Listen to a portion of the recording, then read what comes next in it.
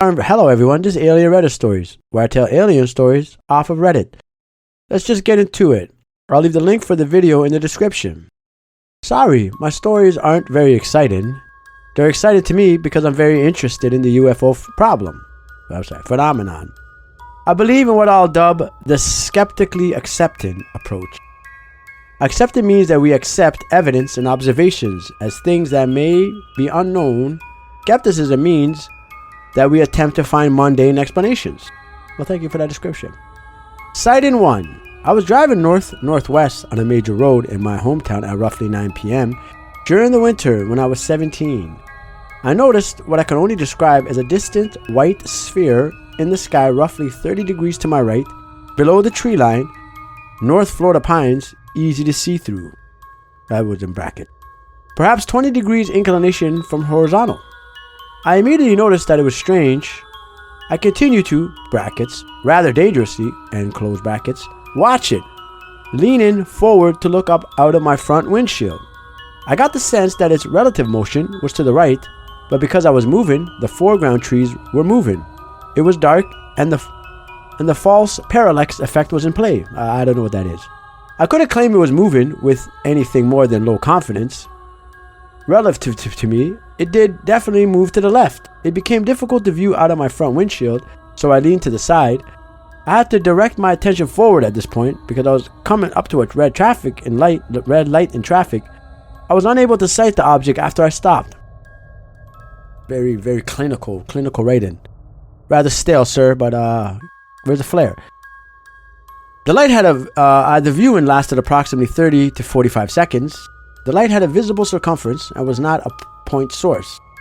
The circumference was a bit less than that of a dime held at arm's length, but much more than that of a pinhead held at arm's length. Now this is the most surgically clinical oh my god, I digress. The light was not blinding or dazzling. Its color was white, but with it were very pronounced bluish tint. No retinal purpling was noticed during or after the sighting. Skeptical explanation number 1. Aircraft landing lights. I dismiss this explanation because I'm very familiar with aircraft landing lights. I'm from the Air Force family, grew up next to Air Force bases, and continued to join the Air Force as an enlisted aviator.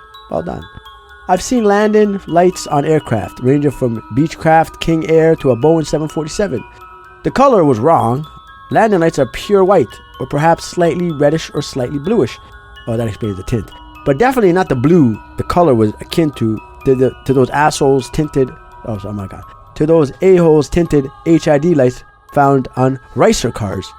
I think it means like those Honda Civics where like the little spoilers on them. I digress. Furthermore, if landing lights are close enough to be perceived as having visible circumference, they are bright enough to be dazzling and uncomfortable to look at, or at least cause retinal purpling. Okay, that explains that. This light was nowhere near that bright.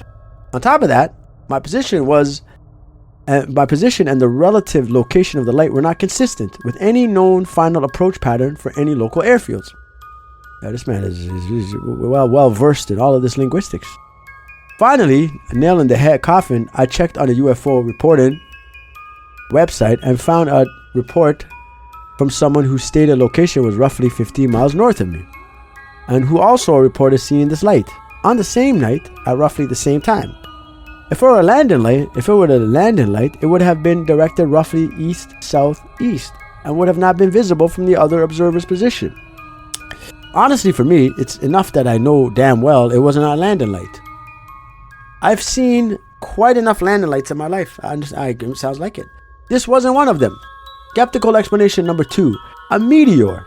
Sighting number 2 in August 2011, that was a number of years ago. I was stationed at Goodfellow Air Force Base, San Angelo, Texas. I had a PT, physical training, at 4 a.m. 3 days a week. This was a Wednesday, about 15 minutes into the PT session, so probably 420 or so, or 420 in this case, a.m. We were doing sit-ups when I observed that one of the stars was moving during roughly 45 seconds of observation.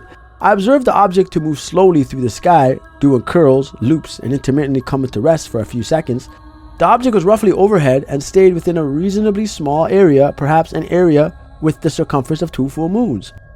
After that time, the PT regimen demanded that I stand up with the group. The next time I was able to look up to the sky, roughly 30 seconds later, I could not see the object anymore. Skeptical explanation. An insect with light reflecting off of it from the stadium-style lights we had for PT. I cautiously dismissed this hypothesis because there was no fluttering or jerkiness of motion, and because the object appeared roughly similar to the other stars in the sky. I didn't immediately notice it, but rather gradually came to realize that there was a star doing loop-the-loops. The objects moved very smoothly throughout. So those are my 2 UFO stories. Not very excited. Oh, absolutely not very excited.